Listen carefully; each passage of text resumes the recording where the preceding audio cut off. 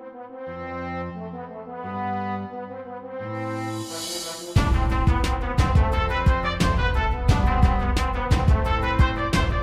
पिछले एपिसोड में हमने देखा बाहर घूमते वक्त रोडीज को कुछ लड़के दिखते हैं जो एक दूसरे लड़के को परेशान कर रहे होते हैं। इससे पहले कि हालात और बिगड़ते, रोडीज उस मामले में दखल देकर उस बच्चे को बचा लेता है।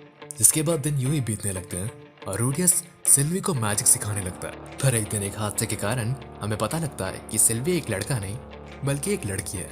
अब आगे इस एपिसोड की शुरुआत में रोडियस अपनी मॉम जेनिथ को कंग्रेचुलेट करता है। हम देखते हैं कि हर जगह खुशी का माहौल होता है, पर ये किस लिए?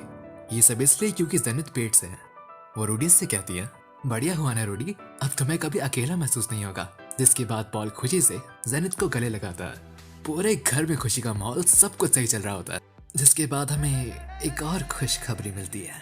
हमें पता लगता है कि रोडियस के घर की मेड लिलिया भी पेट से है। अब पूरे कमरे में शांति का माहौल हो जाता है। रोडियस सोचता है, मुझे नहीं लगता अब कोई भी पूछेगा ये बच्चा किसका है, क्योंकि इसका जवाब हम सब पहले ही जानते हैं। पॉल फट से उठकर कहता है, मुझे माफ करना, ये शायद मेरा ही है। रोडियस फिर अपने मन में कहता है, दिमाग से पैदल इंसान, खैर कम से कम उसने सच तो कहा। और फिर जेनिथ पॉल को आराम से घूरते हुए आती है और एक चमाट मारती है। इसके बाद एक नया सीन चालू होता है जिसमें जेनिथ और लिलिया दोनों बैठे होते हैं टेंशन में। जेनिथ अपने सर पे हाथ रखते हुए कहती है, तो अब इसके आगे क्या करोगी? लिलिया कहती है कि वो उस बच्चे को अपने गांव ले जाकर पालेगी। जेनिथ कहती है, तुम्हारे गांव तक का रास्ता 1 महीने का है ना, तुम एक छोटे से बच्चे के साथ इतना लंबा सफर कैसे तय करोगी? लिलिया कहती है, हाँ पर मेरे पास लौटने के लिए और कोई जगह नहीं है। पॉल कुछ बोलने की कोशिश करता है पर जेनिथ उस पर बहुत जोर से चिल्लाती है। रोडियस कहता है कि भले ही वो हमारे घर की मेड है, आज तक हम खुशी खुशी रहे हैं। जब मुझे पसीना आता है वो मेरे लिए टॉवल लाती है, जब मुझे रात को ठंड लगती है वो मेरे लिए चादर लाती है, जब मैं भीग जाता हूँ वो मेरे लिए गर्म पानी तैयार करती है, जब मैं किताबें पढ़ के बिखेर देता हूँ वो सब ठीक करती है। और सबसे जरूरी बात, वो उस चीज के बारे में भी जानती है पर कभी कुछ नहीं कहती। वक्त आ गया है जब मैं उसकी मदद कर सकता हूँ। लिलिया को बचाने के लिए रोडियस जेनिथ के पास जाता है और कहता है, इसमें लिलिया की क्या गलती है? उसे तो डैड ने ऑर्डर दिया था। जब मैं एक दिन टॉयलेट जा रहा था मैंने डैड को सुना था, वो लिलिया से कह रहे थे कि अपने पैर खोलो वरना खैर नहीं। ये सुनकर पॉल झट से उठता है, ओए ओए रोडी, ये क्या बकवास कह रहे हो? जेनिथ फिर से चिल्लाकर उसे चुप कर देती है। लिलिया कहती है ऐसा कुछ नहीं है, पर जेनिथ सोचती है कि वो बस शर्म के कारण बोल नहीं पा रही।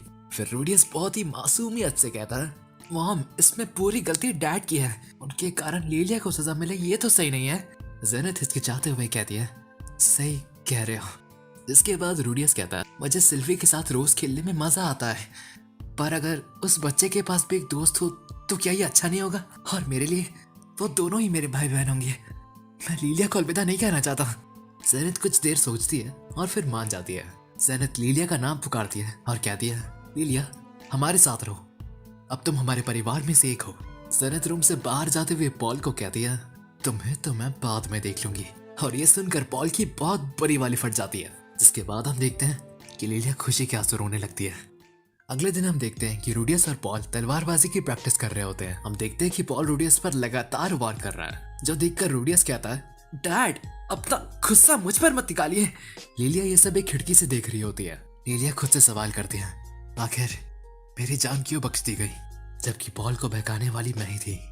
रोज रात को पॉल और जेनिथ की आवाजें सुनते हुए वो अपना कंट्रोल खो बैठी और कुछ इस तरह उसने पॉल को बहकाने की कोशिश की, जो कि काम कर भी गया। लिलिया बताती है कि वो हमेशा से रोडियस से डरती आई है, क्योंकि बचपन से ही रोडियस लिलिया को अश्लील नजरों से दिखता था। उसे लगता था कि रोडियस में एक शैतान बस गया है। इसके बाद लिलिया कहती है कि अब इससे कोई फर्क नहीं पड़ता, उस बच्चे ने मेरी जान बचाई, मैं जिंदगी भर एहसानमंद रहूंगी। और अगर यह बच्चा सही तरह बड़ा होता है तो ये भी। इस सब के बाद काफी समय बीत जाता है और हम एक नया सीन देखते हैं। सीन की शुरुआत 2 बेबीज से होती है, एक नॉर्म और एक आयशा। बेशक ये दोनों जेनिथ और लिलिया के बच्चे हैं। हम देखते हैं कि पॉल अजीब से चेहरे बनाकर उन बेबीज के साथ खेल रहा होता है। कुछ समय बाद एक बेबी रोने लगता है और उसे देखकर दूसरा बेबी भी रोने लगता है। लिलिया और जेनिथ तुरंत आकर उन बेबीज को अपने गोद में ले। लिलिया कहती है, इसे कहते हैं असली बच्चे संभालना। लॉर्ड रोडियस आपके लिए बहुत आसान रहे थे। उन्हें देखकर रोडियस अचानक से कहने लगता है, सिल्वी मैंने कूल बड़े भाई बनने का फैसला ले लिया है। अगला सीन शुरू होता है और रूडियस बताने लगता है, उस दिन के बाद से लिलिया मुझसे बात करने लगी है। मुझे पता लगा कि पॉल और लिलिया एक साथ तलवारबाजी सीखा करते थे। पॉल के अंदर हुनर था पर वो हमेशा ट्रेनिंग से भागता था। अंत में उसने लिलिया के साथ जोर जबरदस्ती की और फिर भाग गया। पॉल रूडियस को प्रैक्टिस के लिए बुलाता है। प्रैक्टिस के दौरान रूडियस सोचता है, पॉल एक कमीना है पर मैं इसकी इज्जत करता हूँ। क्यों? क्योंकि वो ताकतवर है। तलवारबाजी में 3 स्टाइल्स होते हैं और पॉल तीनों में एडवांस लेवल है। रूडियस पॉल के खिलाफ मैजिक का इस्तेमाल करता है पर फिर भी हार जाता है। कुछ समय तक बात करने के बाद टॉपिक स्कूल का आता है। पॉल कहता है, ज्यादातर बच्चे तुम्हारी उम्र में शुरू करते हैं पर तुम्हें जरूरत नहीं होगी, तुम पढ़ना लिखना दोनों जानते हो, क्यों है ना? रूडियस कहता है, स्कूल? हाँ। जो देखकर पॉल कहता है, स्कूल में सारे अमीर घरों से आते हैं और खासकर तुम्हारे जैसे बच्चे को पक्का बुली किया जाएगा। फिर कुछ समय बाद हम देखते हैं कि वहाँ पर सिल्वी आती है। जिसके बाद सीन चेंज होता है और हम देखते हैं कि रूडियस और सिल्वी एक पेड़ के पास बैठे हैं। सिल्वी रूडियस से कहती है कि तुम आज अजीब बर्ताव कर रहे। रूडियस जवाब देता है, लोग कहते हैं मैं पैदा ही अजीब हुआ था। सिल्वी पूछती है कि क्या तुम कहीं दूर जा रहे हो? रूडियस जवाब देता है, पता नहीं, शायद मैं इस गांव में ज्यादा कुछ नहीं कर सकता। जिसके बाद सिल्वी उसे अचानक से गले लगाती है। वो रोते हुए कहती है कि प्लीज मुझे छोड़कर कहीं मत जाओ और फिर और रोने लगती है। रूडियस सिल्वी का सर सहलाता है और कहता है, हाँ रो मत, मैं कहीं नहीं जाऊंगा। रूडियस अपने मन में कहता है, आखिर मैं ऐसी लड़की को छोड़कर क्यों जाऊंगा, मैजिक इंप्रूव करने। इसके बाद सीन चेंज होता है और हम देखते हैं कि रूडियस अपने पिल्लों के साथ सिल्वी के बारे में सोचते हुए अजीब सी हरकतें कर रहा होता है। इसी दौरान पॉल आता है और रूडियस पर हंसने लगता है। रूडियस शर्माते हुए पॉल से कहता है, अगर आपको कोई काम नहीं है तो चाहिए यहाँ से। ये कहकर वो पॉल को रूम से निकालने की कोशिश करता है। जिसके बाद पॉल कहता है, अरे रे सुनो तो, तुम्हारे लिए लेटर आया। रूडियस कहता है, क्या लेटर? हमें पता लगता है कि वो लेटर रॉक्सी की तरफ से है, जिसमें रॉक्सी कहती है, कैसे हो रूडियस, हमें अलग हुए लगभग 2 साल हो गए हैं, समय कितनी जल्दी बीतता है। मैं अभी शेरोना राज्य के 7वें राजकुमार को ट्यूटर कर रही हूँ। ताज्जुब की बात तो यह है कि वो भी तुम्हारी तरह एक ठरकी है। इसके बाद हम देखते हैं कि वो प्रिंस रॉक्सी के चेस्ट पर हाथ रखता है, जिसके बदले में रॉक्सी उस पर फायर मैजिक यूज करती है। रॉक्सी कहती है, मुझे लगा था कि अब मैं और आगे नहीं सीख सकती, पर फाइनली मैं किंग क्लास वाटर मैजिक इस्तेमाल कर पा रही हूँ। मैं चाहूंगी नहीं अगर अब तक तुम एम्परर क्लास मैजिक यूज कर पा रहे होगे। हमारी अगली मुलाकात तक मैं प्रैक्टिस करती रहूंगी। और जैसा कि मैंने तुमसे एक बार कहा था, अगर तुम्हें मैजिक से लेकर कोई भी प्रॉब्लम आती है तो रानाओ किंगडम जाओ, वहाँ की मैजिक यूनिवर्सिटी बहुत बढ़िया है।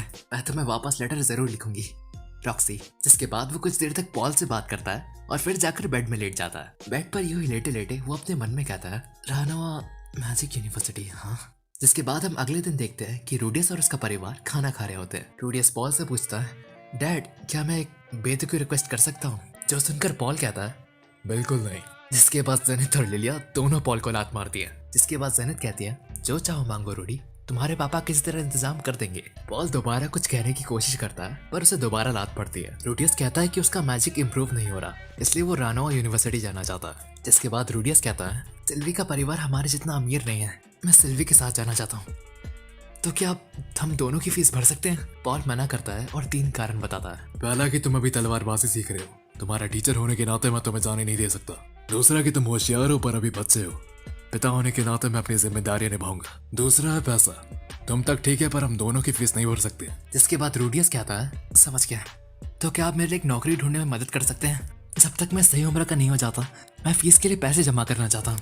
पॉल कुछ देर सोचता है फिर कहता है, ठीक है, मैं देखता हूँ मैं क्या कर सकता हूँ। अगले दिन हम देखते हैं कि रूडियस और पॉल वापस तलवारबाजी की प्रैक्टिस कर रहे होते हैं। हम देखते हैं उनके घर के सामने एक कैरेज आकर खड़ी हो जाती है।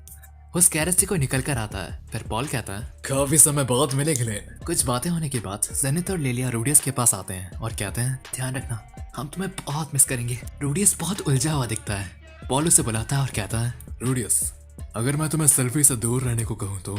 रूडियस कहता है, मैं नहीं रहना चाहूंगा। जिसके बाद पॉल कहता है, लगा ही था, तुम्हें समझाने का भी कोई फायदा नहीं, तुम बस झगड़ने लगोगे। जिसके बाद पॉल रूडियस को पकड़ के फेंक देता है। वो रूडियस पर हमला करने लगता है। जिसके बाद रूडियस मैजिक से बचने की कोशिश करता है। रूडियस अपने मैजिक से वार करता है पर पॉल को कुछ नहीं होता। वो पॉल का पैर जमीन पर फंसाने की कोशिश करता है पर वो भी काम नहीं करता। कुछ समय बाद पॉल एक स्टैंस लेता है और बहुत तेजी से आगे बढ़ता है। रूडियस डर कर बचने की कोशिश करता है पर बच नहीं पाता। पॉल की हिट खाने से पहले वो कहता है, अच्छा हुआ लकड़ी की तलवार है। इसके बाद हम अगला सीन देखते हैं जिसपे रूडियस एक कैरेज में है। उसके करीब एक बीस्ट वुमन होती है जिसको देखकर वो कहता है, हेलो, मेरा नाम रूडियस ग्रेरट है। इसके बाद वो बीस्ट वुमन कहती है, मैं हूँ खिलेन, कल से हम एक साथ काम करेंगे।